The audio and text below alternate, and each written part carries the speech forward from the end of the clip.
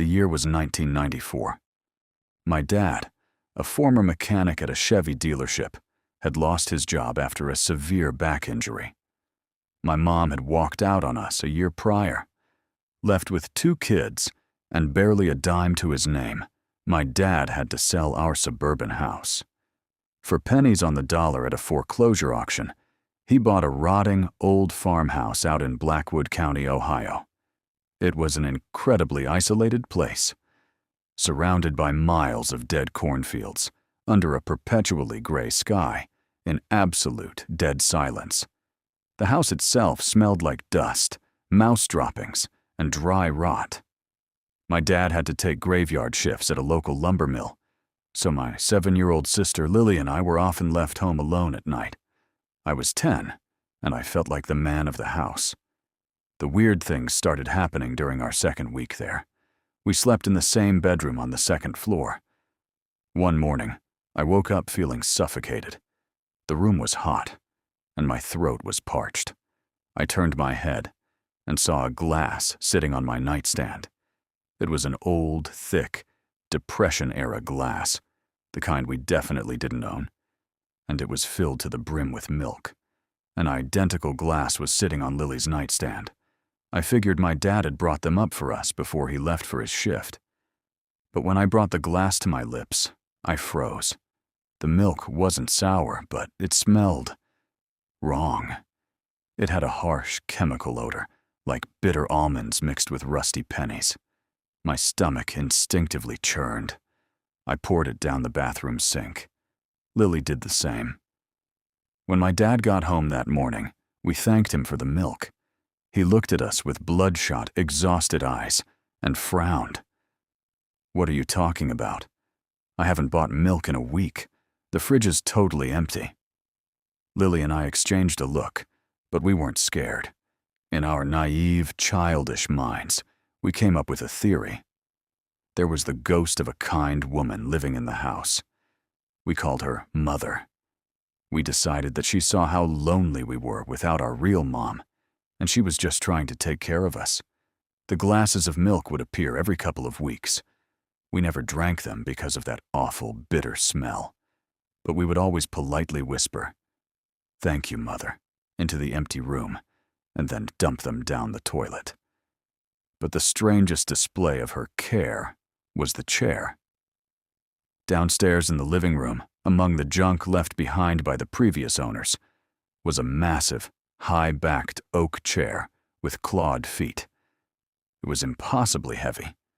We shoved it into the furthest, darkest corner of the room to make space in front of our bulky CRT television so we could play Sega Genesis. That's when we noticed the movement. Lily and I would be sitting on the carpet, mashing controller buttons, the TV volume blasting. Suddenly, cutting right through the 8-bit music, we'd hear a sound. Scrape. A long, agonizing groan of heavy wood dragging across the old linoleum floor. We'd turn around. The chair was no longer in the corner. It had moved 2 feet in our direction. We never actually saw it moving. But the second we turned back to the TV, it would take another step. Scrape. Another foot closer. Instead of running out of the house screaming, we felt this weird sense of pity. "She's lonely over there in the dark," Lily would whisper.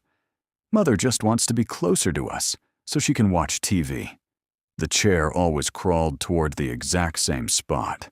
It aimed for the dead center of the living room, directly underneath a massive, exposed oak load-bearing beam on the vaulted ceiling. Once it reached the dead center, it would stop. The next day, grunting and straining, we would drag that heavy chair all the way back to the corner. And by evening, the game would start again. Mother would leave us milk, and then she would inch her chair closer to us. To us, it felt like an act of incredible, protective love. We lived in that house for a year before my dad got a great job offer in another state, and we moved away, leaving Mother behind forever. 20 years went by.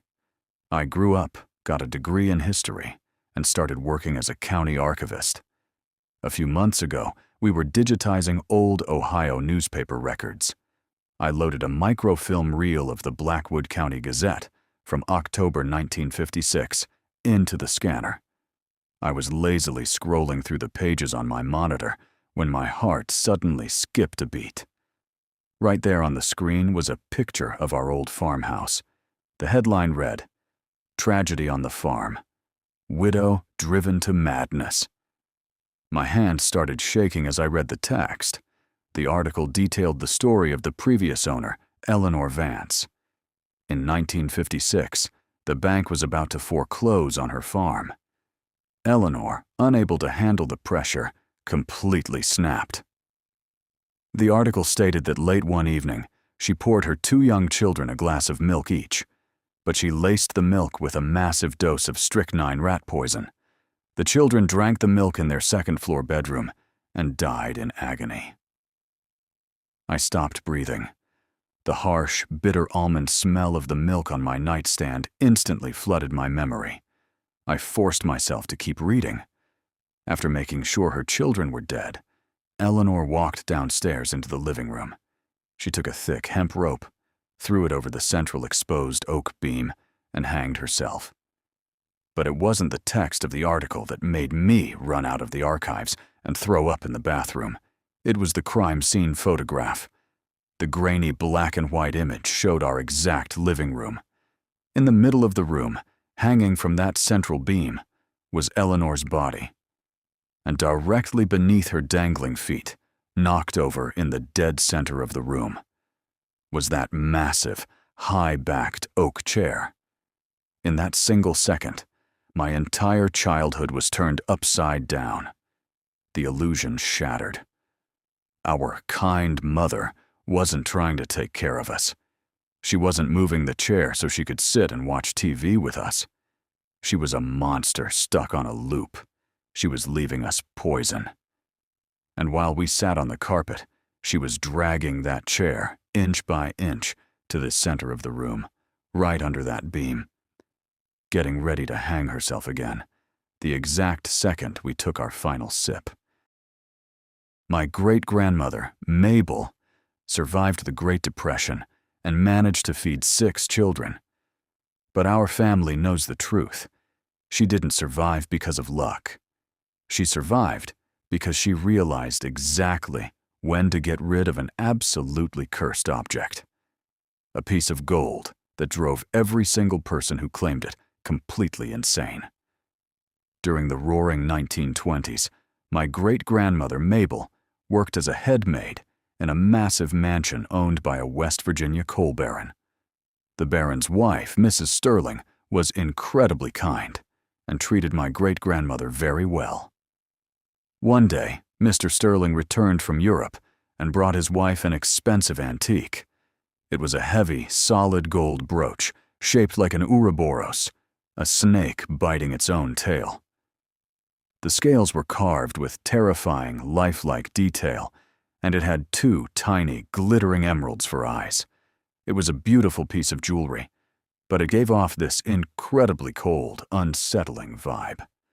Mrs. Sterling wore that brooch every single day, but her happiness didn't last long. Barely a week later, this healthy, vibrant woman came down with severe pneumonia and a strange, wasting fever. She was fading right before our eyes. The doctors were completely baffled. One evening, as Mabel was changing her bedsheets, a frail, exhausted Mrs. Sterling ripped the golden snake off her nightgown, shoved it into my great-grandmother's hand, and rasped, "Take it. Hide it. It's too heavy. It's suffocating me." A few days later, Mrs. Sterling was sent away to a sanatorium, and she never came back. Great-grandmother Mabel hid the brooch at the bottom of an old cedar chest. She had absolutely no intention of wearing it. The thing gave her the creeps. And then came 1929. The Great Depression hit the Appalachian coal town so hard that people were literally starving in the streets. The mines shut down, and the Sterling mansion was boarded up. Desperate to keep her kids from starving, Mabel dug out the golden snake and took it to the local pawnbroker, an old jeweler named Mr. Horowitz. He examined the brooch under his loupe, went completely pale, and silently placed a stack of bills on the counter. It was enough money to feed our family for an entire year. But 3 days later, a shockwave hit the town. Mr. Horowitz's pawn shop had burned to the ground in the middle of the night, and the old jeweler perished inside. Officially, the police ruled it a tragic accident. But the locals knew the truth. The day before the fire, our county's corrupt, ruthless sheriff, Big Jim Callahan, had walked into the pawn shop. The sheriff saw the brooch in the display case and demanded Horowitz sell it to him for pennies.